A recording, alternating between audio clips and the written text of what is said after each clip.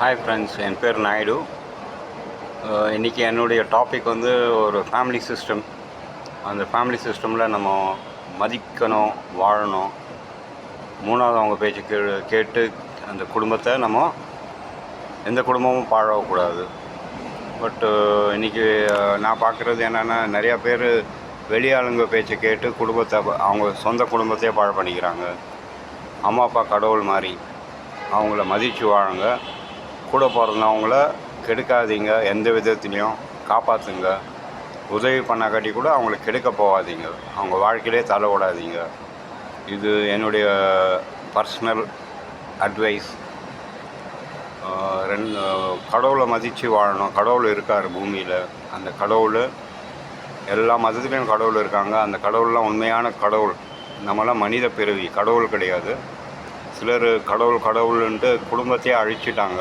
அவங்க வந்து கடவுள் பிறவியான், அவன் மாதிரி அது மாதிரி அவன் கடவுளே கிடையாது, டெரரிஸ்ட்டு.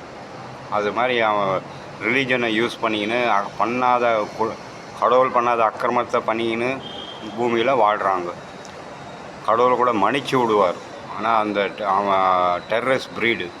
அந்த மன்னிப்புன்றதே கிடையாது. கொலை கொலை கொலை, ரத்தம் ரத்தம் ரத்தம்.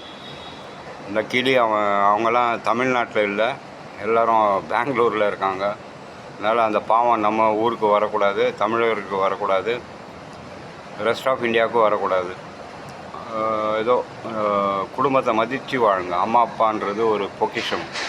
அது வாழ்க்கையில் ஒரு வாட்டி தான் கிடைக்கும். அந்த அம்மா அப்பாவை மதிக்க கற்றுங்க, நேசிக்க கற்றுங்க, உதவி பண்ண கற்றுக்குங்க. எந்த சூழ்நிலையும் அவங்கள கைவிடாதீங்க.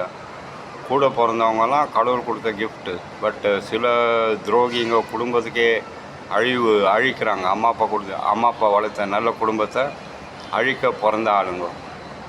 அம்மா அப்பா சொல்லி கேள்விப்பட்டிருக்கோம், நான் கேள்விப்பட்டிருக்கேன். அம்மா அப்பா சொல்லி அது மாதிரி சில பேர் குடும்பத்தில் இருந்தால் தயவு செஞ்சு அது மாதிரி பாவத்தை பண்ணாதீங்க. இது என்னுடைய வீடியோ. நிறைய பேர் குடும்பத்தை மதித்து வாழ்கிறவங்க, கடவுளை மதித்து வாழ்கிறவங்கன்னா இதுக்கு ஒரு லைக் கொடுங்க, உங்கள் கமெண்ட்ஸை சொல்லுங்கள்.